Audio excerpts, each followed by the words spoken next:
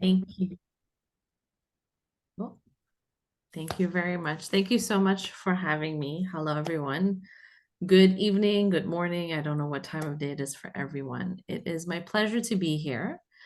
And I would like to begin by thanking you, Furuz John, for the invitation and thanking the Baha'i community of Oakville for organizing these deepenings, firesides. As was mentioned, my name is Sahar, and I'm going to share some of my personal thoughts on how fiction can help us broaden our understanding of community building and also hone the effectiveness of our community building efforts. So, as we all know, there currently is a worldwide effort spearheaded by the international Baha'i community and involving people of all backgrounds and faiths to build vibrant communities in which the well being of every single individual and of the entire community is made possible. And as we all work to make the world a better place, we send, our thoughts, our learnings, our insights, we send them to our administrative institutions through which learning is, gathered and distilled and shared throughout the entire world by the international governing body of the Baha'i community.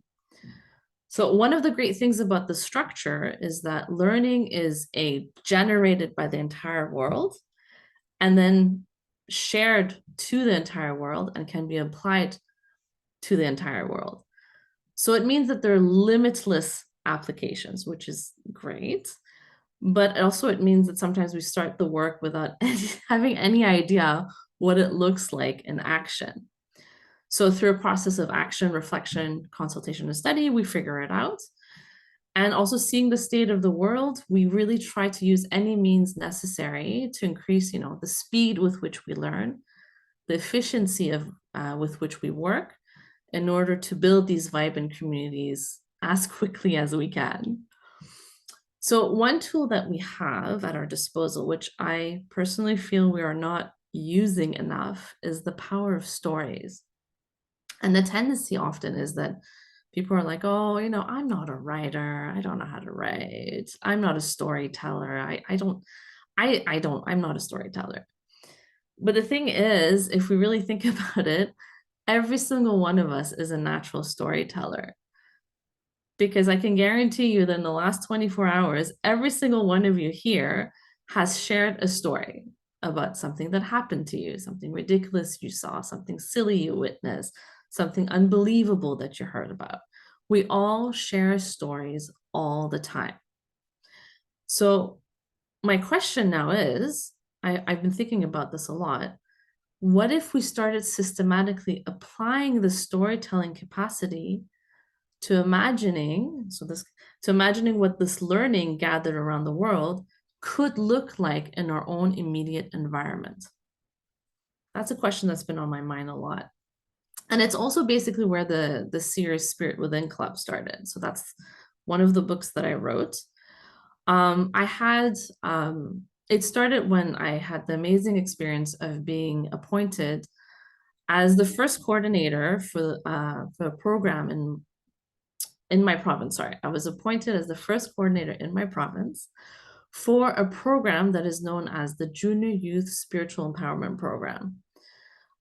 For those of you who might not know, it's a 3-year program in which for 11 to 15-year-olds that helps them think about their capacity to contribute to the betterment of the world, the importance of their own spiritual development throughout this process, the importance of figuring out how to work as a group and to work within institutions governing our lives. So, the institution of, your family, the institution of, the school and the school community, and the institution, the laws of the land.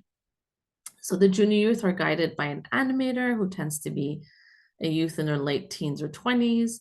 And they study stories about other junior youth who are trying to do the same. And these stories all underline some profound spiritual concepts. And they think about this in terms of their own lives and plan service projects to learn to become active protagonists in their communities. So this is a lot. It's a very complex, profound program. And imagine being the first person being told you have to train people to do this. So that was one thing. And then on top of it, I received the book. So there's a training book. Those of us who know it's called the Ruhi Institute process. And the fifth book is used by animators to learn how to animate this program. I got that book 2 days before the first training. So I legit had no idea what I was doing. None. I was really saying a lot of prayers. So just like a lot of people came, there was about, I think around it was 7 to 10 groups of 7 to 10 youth each. So I was like, I'm planning this. I can't tell them I don't know what I'm doing. So I had my binder and my pen and a piece of paper, and I had the serene face on. And I went from room to room. How's it going, dear friends? Are you studying well? And of course, unfortunately or fortunately, I don't know, all of the participants were really, really smart people with profound insights on what we were studying. And they were asking me deep, complex question right out of the gate. And then I would like, put my, oh, wow, dear friend, that is a wonderful question. Let's write it on the whiteboard. And as we study, we will go back to them and see if we have any insights. Thank you so much for sharing. And I would scribble it down and go to the next room, the next room. And then I would do the rounds, go to the bathroom, hide, and go through the book and try to find the answers because I had no idea what I was doing. So the first 2 days were a bit stressful. I really was like, why am I here? Why am I doing this? But actually, my ignorance kind of turned out to be a wonderful thing because I leaned on one of the biggest things in my life, other than Baha'u'llah, it's books. I love books. My mom can attest to this. She's here. I am book obsessed, obsessed, always reading, always behind a pile of books. And it was to the point that I had started writing my own books at the age of 10-ish around. They weren't good, and no one will ever see them. They were actually terrible, some of them. But the point is that I was immersed in stories. I loved stories. So as I realized that I had no idea what I was doing during this training, I very naturally used stories to imagine together with the participants how to translate what we were studying into reality. So I used that very natural impulse to answer these questions, and it worked really well. So for example, to start a junior youth group, we need junior youth. That's kind of essential. So how could we find and connect with junior youth, and how do we gauge their interest in the program? And then how do we invite them to join a group? So we role played first. So the first role playing we did was very silly. There was one particular role play where, so there was 2 people pretending to be animators and 5 people pretending to be junior youth. And the animator said, hi, are you interested in joining a junior youth program? And one of them started screaming and just ran out of the room, just like, and it was really funny and it was an icebreaker. And then we all relaxed and we realized that we could really, because we were just saying these stories and role playing and create, we could do whatever we wanted. And that really freed our imaginations. So we did some of that. Then we identified junior youth that we had in our families that were related to our friends that were in our communities. And we thought about who they were and what their interests were. And that's when we really started writing down the story of how it could go when we reached out to someone. Where could we meet them? Where were they? They usually went to this park. They usually went to that coffee shop. They usually came to our house. So we actually would write down stories about what could happen. And every junior youth, because remember, this is at the beginning, we were really freaking out. We didn't know what we were doing. We had for every junior youth on the list, we had like 5 or 6 possible stories. So we did a lot of story writing during that weekend. So we did a lot of work. It went really well. We had hundreds of conversations. And because we had imagined so many scenarios within the context, the framework of the junior youth program, the animators later told me that they were easily able to pivot when a conversation went in a way that they didn't expect. So it took a lot of work and many years to establish the program here, but as I see it, stories were central to every single part of it, to every single learning and to every single accomplishment. And not just the stories of actual learnings, but these fictional stories that we created to help us understand and grasp a bit more what the junior youth program looked like, in person. So now that we finished, the first round of reaching out and establishing the first junior youth groups, we were now faced with the task of actually going through the program, which is something else we had no experience with. So one aspect of this program is the study of books that present a story around a junior youth, to delve into very complex topics. And the animators, we hadn't done the junior youth program as juniors, so we really our capacities were very, very, very limited. So after that first run where we did door to door and we met people and we started our groups, we had another session where we developed stories around how to present topics and quotes and concepts in these books. And then again, we wrote stories. We did role playing, but mostly we just wrote down like paragraph stories and stuff. We imagined questions that the junior youth might ask us based on, what was going on in our society, what was going on in pop culture, what they were learning in school. And at the time, I had been a junior youth not that long ago. And so we also used that experience as, former junior youth to inform these stories of how the conversation would go. What had we been going during that time? What questions could we have asked? And we all wrote these stories down. And it really helped us gain experience, right? Because we write these stories, and because we went through the process of actually writing down a story, it stuck more in our heads. And that gave us more confidence. So we went out and gained experience. Then we came back to reflect together. Our stories became more intricate as we moved along this program. And then as these stories became more intricate, we had more confidence, our capacity grew, and our experience grew. And we just built on these stories and experience. And it really, really, really helped us. Myself, I was both serving as coordinator and animator, and I personally also spent hours imagining stories about these planned interactions. And now my mom finally knows what I was doing in my room all those hours. So like, for example, I when I was preparing a lesson, I would write down all the questions that the junior youth might potentially ask. And I would write potential conversations. And I had pages and pages and pages of notes. And that is also the time around which I developed this habit of always carrying a notebook around with me. And after every class, I would write the conversations that I actually had, and I would go over them to learn. And not just the conversations that went well, but mostly the conversations that really went badly, the cringiest ones, the ones when, for months afterwards, you just go, oh my God, why did I say that? And then again, go through it again, develop other scripts of what I could have said. And other animators did that too. And we learned as we went along that we had less and less cringy moments, thank goodness. So, and as coordinator, I met with each of the animators regularly. And do you guys remember the black and white hardcover composition notebooks we had in science class to write all our experiments down? Somehow I had a pile of those, and that's the ones that I used, and I filled them, and the animators would call them my experimentation notes. Like that was kind of cute. So I would fill those notebooks with stories about how these conversations with other animators might go. So before meeting with the animator, I would ask them by email. I'd be like, send me some questions you currently have in mind about your junior youth group. And I would write a few iterations down of the conversation that I might have with this animator.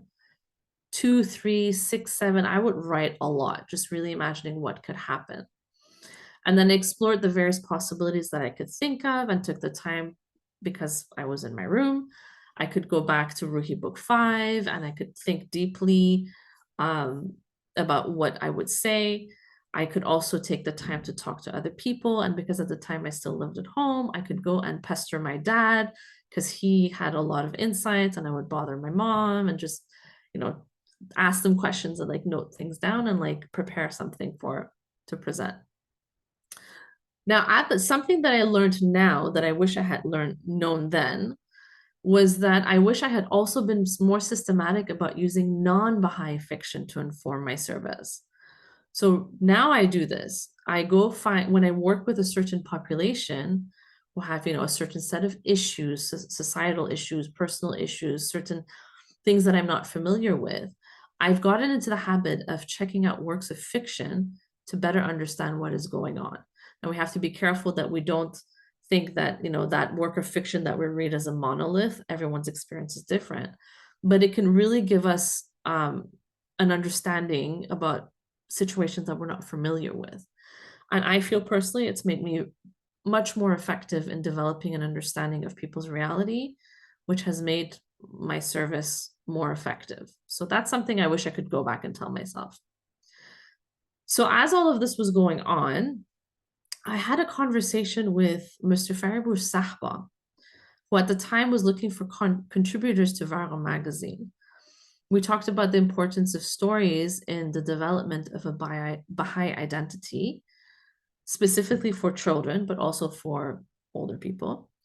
And he asked me to consider writing something for the magazine. So I told him about an idea I had that was just like kind of fermenting in the back of my mind about a group of kids, Baha'i friends, some Baha'i, some non-Baha'i, who are just dealing with normal kid things through a Baha'i perspective, all while trying to make the world a better place. Basically, something that I wanted to read as a child and a teenager, but I couldn't find. There's very few of these books. So Mr. Sahba really encouraged me. He's like, please just write it. So I did. I wrote a series of stories about a group of kids who started a club called the Spirit Within Club. And it was really based on all these pages and hours and hours of story building that the junior youth animators and I had done together. And I think that's why the stories were really well received. Mr. Stachbot contacted me after the second one was published and was like, you need to keep writing because these stories are really hitting a nerve in a good way. And it's interesting because at the time, I still struggle with this because the stories were not written particularly well in the sense of like complex sentence structure and beautiful prose. They're written very simply. But I think because they were rooted in reality, in actual conversations that I had had on the path of service, and these conversations, yes, they were polished for the stories, of course, and the circumstances were different, but because they were a reflection of what the junior youth were actually going through, I think that's what made it so powerful and it resonated so much with readers. So unfortunately, Vara Magazine's run was limited and I only got a handful of stories out. And the next time I saw Mr. Sahba, he really encouraged me to continue writing these stories, but put them in a book format instead. And so I did. And then I submitted it to George Ronald, and I was honestly surprised because, you know, George Ronald, the writing of usual George Ronald authors is pretty high up, and yet the people at George Ronald were very loving, very encouraging, very enthusiastic, and they published my book. And the funny thing is, it had been a dream of mine since I was pretty young to be published, but I hadn't really thought about the effects of a book fiction on audience. So specifically a book rooted in experiences at the grassroots. I really thought, you know, Spirit Within Club, you know, it's a cute little book. It's sweet. Readers will like it. Parents will love their kids reading something like this because, you know, it has some Baha'i themes in it. But I didn't think it would have the effect that it has had, like, because it really had a profound effect on readers. And I really think, again, it's because it has to do with the fact that it's really rooted in service. And the first glimpse I caught of this was when I was in Haifa at the Bahchi Visitors Center. And you know how it is for those of you who had the bounty of going on pilgrimage. When you're in hi-fi, you just chat with people. You become besties with everyone because that's just how it is. And I was chatting with this lovely woman, and I don't remember what we were talking about. And we started talking about writing, and I told her about Spirit Within Club, and her jaw dropped because it turned out that her daughter, who was 11 and on pilgrimage with her, she'd been allowed to bring two books on pilgrimage. And one of the books that she picked and that she took to the shrine with her was Spirit Within Club, and a prayer book, thank God. But she took Spirit Within Club with her into the shrine. And I was really surprised. I was like, why? And I chatted with the daughter, and she told me that until she'd read my book, she hadn't realized that she could do so much at quote unquote just 11. And then she told me that she was going to start her own club when she was going to go back home. And it was so sweet. And then the other interesting that happened in this conversation, so this girl absolutely loved my book already without knowing where it came from. Then I told her where it came from. I told her, I spent hours talking to Jay Wise and all these notes that I took and became the story. And then she was absolutely thrilled to find out I was inspired so heavily by conversations with actual junior youth the same age as her. And it completely blew her mind. And it also blew my mind to see the effect of this book on her.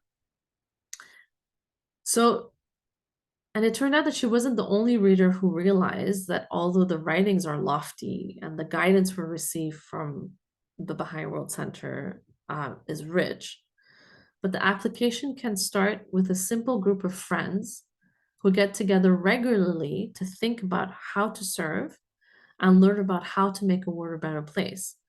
A little like the work of a nucleus of friends that we're thinking about a lot now. And completely unexpectedly, this book had become a way for junior youth to understand how much power they had to affect change. And I began to hear about other Spirit Within clubs being formed around the world. I would like to say, that this was all planned, that I knew this was going to happen, but just like with my fake wisdom during that first junior youth animator training, I had no idea this was going to happen. I really just wrote this out of a love for the service that I was doing, and a love for the people I had served with, and a love for the junior youth that I was serving with. And it brings me also to the question of representation. I met a youth more recently who read my book when they were younger. And they told me how they had felt so seen by Spirit Within Club. They still had their copy and they still read it, although they were in their 20s at this point.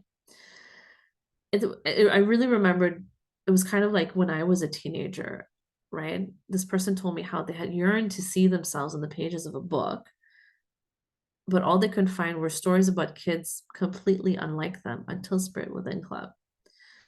So again, I don't think this has to do with the fact that Spirit Within Club is written super fancily and very, gorgeous prose. If that's what you're looking for, you're not going to find it in my book. It's very simply written. And sometimes when like right now, I'm working on the third one because it's a series and I'm working on the third one.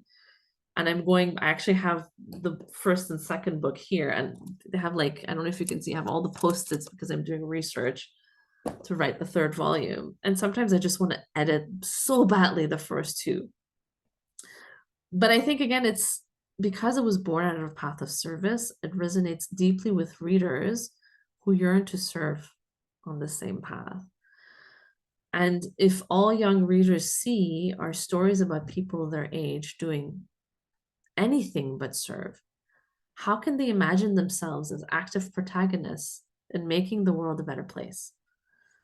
And I think this is not just, I specifically am talking about junior youth because of Spirit Within Club, but I think this is also the case for children, for youth, and even for adults. And I don't think this is something that can only be achieved by authors.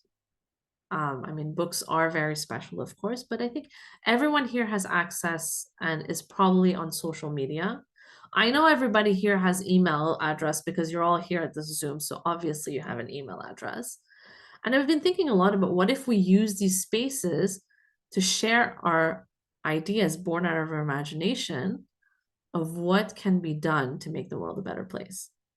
So for example, what if instead of, and I'm not saying it's bad, I love sharing quotes on social media, but what if we took it a step further? Instead of just sharing these quotes, also sharing how we could see this, a story of how we could see this quote being translated into action. Not something necessarily that we've done, but something that we could see ourselves doing or someone else doing or happening if the circumstances are right. After all, like I've demonstrated earlier, every person here shares stories about what happens to them regularly. So you're all storytellers already. So why not start imagining stuff and start sharing them too? Community building is hard, especially within, the context of the world today that is nothing like what humanity has seen before. And also on top of that, a world that is changing constantly and really rapidly. And we need to start imagining the way things could be. Nonfiction helps us, of course. It helps us understand where we have been, where we are, and why we are here. Fiction helps us explore where we can go.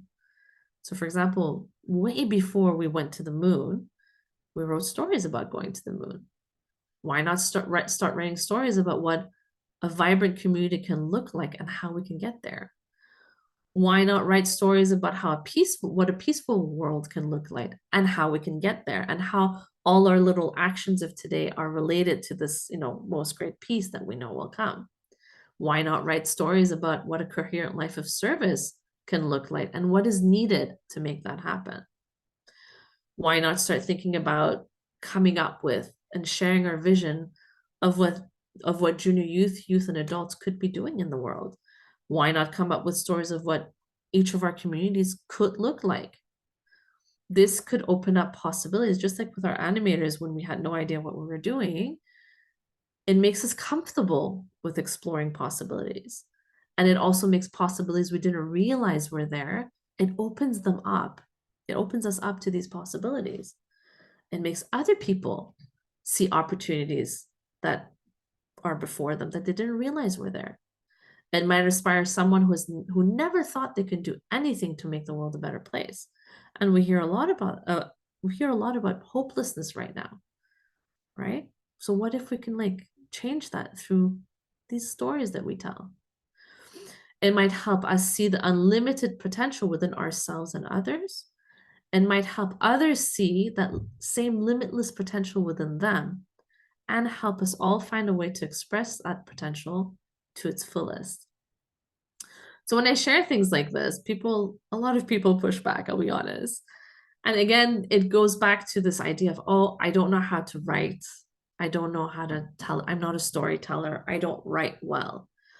But I think this is also something that needs to be addressed. What is writing well? What is a good story? I personally think that we have a limited and narrow understanding of what a good story is. And I don't know about you, but I do have a confession. There are many books I'm told, these are timeless classics, incredible reads. I read them and I don't get it. I honestly really don't. And for the longest time, I really felt bad about it. I thought it was a me problem. I thought, maybe I didn't understand. Maybe my capacity to get it was limited. But then I started thinking about our understanding as a culture of what a good story is and what are the forces defining what a good story is in our culture, right? We tend to think that stories have to be written, I say this a lot, literary prose, and it proves how limited I am. Or they have to be complex, they have to have tons of layers, and they have to use big words and intricate sentence structure. And there are certain elements you have to have in a story. You have to have a hero, a fight, a villain, a romance, drama, a breakup. You have to have these things. But that's not true. There are certain forces in our society, oftentimes capitalistic, some individualistic, some egocentric. These are the forces that are telling us that these are the good stories. But that's not true. A story is much more than that. A story can be really short, just a few sentences, and can use the most basic words to convey the most profound meaning. And I should know I wrote a super simple story, but because it was rooted in service and because I pushed that and I imagined what the service could have looked like at a much broader scale, it resonated deeply with readers. And I still write stories about my community building efforts. And I roped in my husband and my daughter in this now. They have no choice. And we often, imagine stories about how we could bring a vibrant community. So my daughter, for example, when she was younger, we watched Sesame Street together, and we talked a lot about making our own Sesame Street, right? Having people where you can talk to your neighbors, everyone's there to help. And we often tell each other stories about what we could say and do, what could happen, what opportunities might become available to us if we do one thing or another. And we find both comfort and direction through these stories. Comfort that even if our efforts haven't yet yielded visible fruits, because the efforts always yield fruits, but sometimes the fruits are not visible. One day the fruits might become visible, and direction in what other opportunities we might be able to pursue. We also use fiction in the more traditional sense to help us with our own stories. So we read a lot of books about various movers and shakers, social activists, and people like that who've made huge difference in the world. And we reflect on their path in the light of the writings, trying to see how we could engage that, something like that, in line with the community building efforts. We learn from these people and we apply their learnings to our own community building efforts. Adult fiction for me, so I use obviously children's fiction. My daughter's 7, so I stick to children's fiction.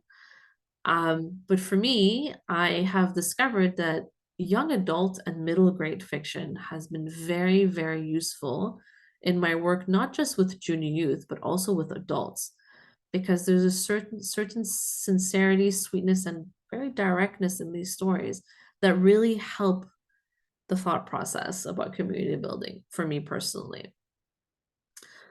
All these books have proven very effective in helping understand the world a little better and consequently contribute more effectively to community building activities. Making a concerted, consistent, conscious effort to read books by non-white authors from countries other than North America, Europe, and Australia has also really been important for me to broaden my understanding of who people are and consequently how to work with them to build community. I also am careful to read about someone or by someone who is that person. So, for example, I read about the immigrant experience from immigrants. I read about poverty from someone who has experienced it. And this helps me connect with them and understand a little bit better. Again, this book is not a monolith of that experience, but it helps me understand that experience. I read about teenagers and their modern day struggles, and obviously this helps me connect with junior youth and youth. I also read about, I'm very lucky to have a wonderful child and an amazing husband.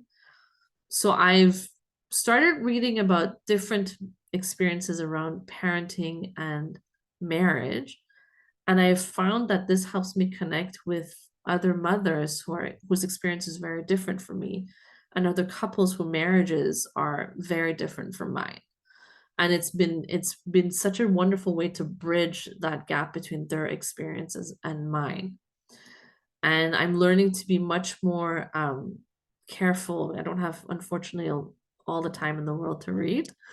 So I'm being very careful what I'm choosing and trying to really read it more deeply. And I'm also learning to try to return to these books when I meet people to really reread and rethink and bring some writings in and kind of try to understand what's going on in that light.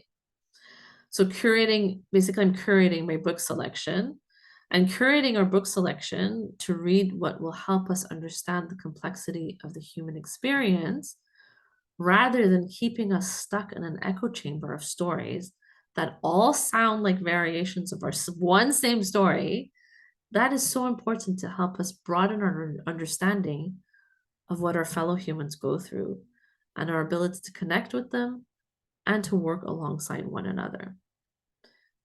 So there's a lot to be said about fiction and what it can do to broaden our understanding of community building. But there's one thing I really hope you guys take away from tonight is to start thinking of yourselves as storytellers and to explore things you would never consider doing. And through this process, see opportunities you have never seen before. I really hope you could become tellers of stories of what could be, right? For yourselves, your family, your friends, people of our generation, and people of the younger generation, so that we can all see opportunities that would have never otherwise come to mind. Because I really think that through fiction, we explore where we can go. In fiction, no opportunity is close to us. We can imagine anything we want. We can do any crazy thing we want. And it can be very liberating. And liberating in the sense that we don't feel constrained by the things, oh, I can't do this, I can't do that. We free ourselves from that when we imagine things. And also free ourselves from our own limitations, right? We restrain ourselves a lot. And I really think that it's when we ask ourselves without restraint, under the light of the guidance of the writings and of the guidance of the House of Justice, when we ask ourselves, where can we go? And we really push that question farther in our imagination than we'd ever go in real life, that's when we see brand new opportunities ripe for exploration that just open up before us completely unexpectedly. So thank you for listening, and I look forward to hearing your stories. Thank you for putting. First of all, thank you for putting him in touch with Furuz John. It's thanks to Alona. So thank you, Alona. I think it's a good question. I mean, community building, like you said, it's a big thing. There's an overarching word that under which there's so much that can be done. So I think that if you would have a section in the library called community building, it would need subsections as well that would all be interrelated. So I think, for example, any book that talks about building relationships and striving to contribute to the well-being of everyone that we can, and striving to understand and better ourselves can be understood as part of community building. Personally, I choose to not get too lost. I choose to align my writing with what is being currently experienced around the world. The stories that I hear of people, what they've done are the ones that inspire me the most, for the very reason that community building is very complex and it can be very jargony, and I don't want to go into too much. I fantasize in my head and I have fun, but when I actually write, I want it to be very concrete and immediately inspiring and actionable almost. So all the story ideas that I have are really the ones that I have a ton of story ideas, I should refine that, but the ones that actually come out, that I actually put time and effort in, are the stories that either keep coming back. I have a lot of friends who mention things. So for example, the children's books, either my daughter keeps asking the question, either other parents mention their kids are talking about this, or either it's been demonstrated that we have to do this to be effective at community building. So for example, the one about prayer, the little girl who gets ready for bed. The whole book is a little girl gets ready for bed with her dad, and they have a conversation about what prayer means, and it ends with her saying her prayers. That's the entire book. And that is because prayer is such an essential part of everything we do. So that's why, for example, I wrote that one. The Baha'i year is divided in 19 months of 19 days, and at end every month, the community gets together at what's called the 19-day feast. And that is something that is essential for community building. It's something that is in the Baha'i writings that we have to do. So I was like, okay, this to me is a heart of the Baha'i community. And so I'm going to write a book about that so that kids know what this feast, this weird feast thing is. The reason I wrote the book, there's one book for kids again about life after death. There's two reasons for that one. The first one is that because the entire process, the educational process that the Baha'i community is currently using, starts with a book that has a third of it dedicated to life after death. So like, these are conversations that we should be thinking about. These are things we should be thinking about even younger. And then my grandfather passed away, and my daughter asked me a ton of questions, and I wrote them down, and basically they became that book. That book. So that's how I filter all the ideas that I have. I really try to, as much as possible, see what is going on in the world when it comes to community building, and pick those things that come out the most. I don't know if that answers your question. No? Yeah, that's helpful. No. Because if not, you could just write about so many things.